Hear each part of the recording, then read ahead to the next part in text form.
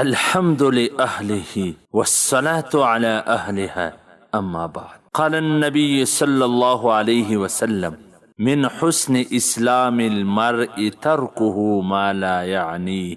رواه الترمذي. د نبی کریم صلی الله علیه وسلم فرمان دی چې دا هم د یو انسان د اسلام خوبی ده چې دی لایعنی کارونه پریږدي.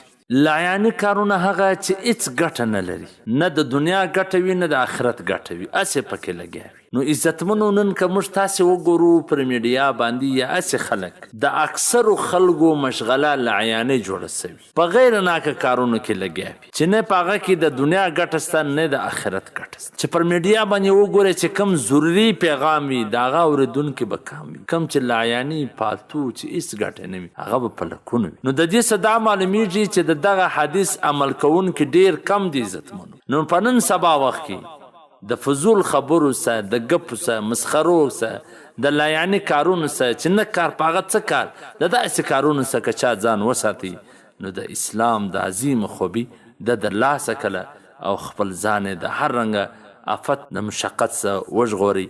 په کار دا ده چې هغه کار مؤمن وکړي چې کوم ګټه ولري، یا د دنیا ګټه وي یا د آخرت ګټه وي. والسلام. قدرمنو اوریدونکو، تاسو د محترم مولوي عبدالرحمن صمیم صاحب و سهارنی نبوي حدیث ته